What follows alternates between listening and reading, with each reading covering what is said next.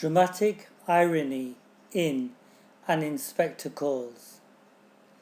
Dramatic irony is when the audience knows more about an event than the characters in the play.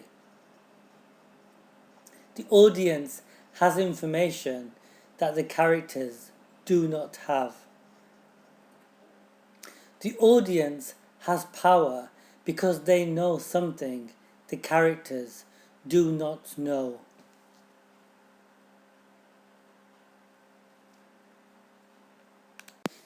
J.B. Priestley uses dramatic irony to show the weaknesses in characters, especially Arthur Birling, the honesty of Inspector Goole.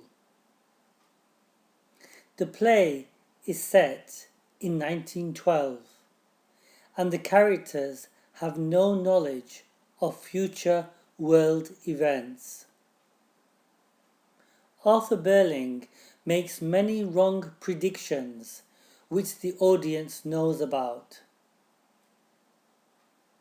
The next slide is from the beginning of the play and it shows many examples of dramatic irony. They will be explained. Dramatic irony in Act 1.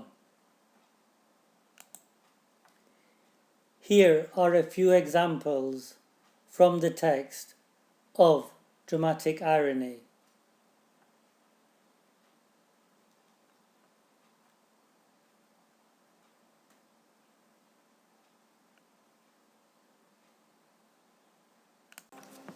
An Inspector Calls was first performed in 1946. The audience must have been amazed at the foolishness of Arthur Birling. In 1912, there had never been a world war, but by 1946, there had been 2 world wars. Millions of people died in the wars. Dramatic irony shows that the audience should not trust Mr. Birling, especially when he says that there isn't a chance of war.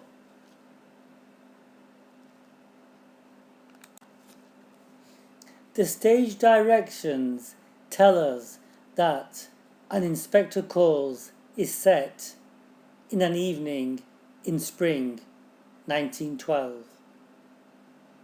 The drama could actually be set on the night of the sinking of the Titanic. It sunk on the 14th of April 1912.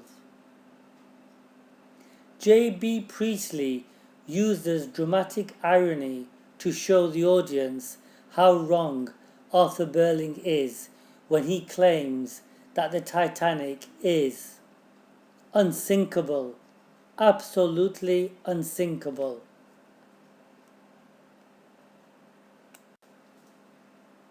The play was first performed in 1946, and once again the audience would be shocked at Mr. Birling's wrong prediction.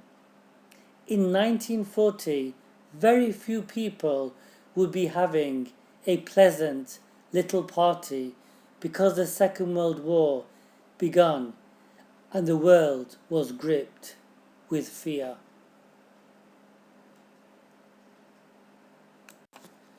Dramatic irony in Act 3. Dramatic irony is used to show that everything the inspector says is true.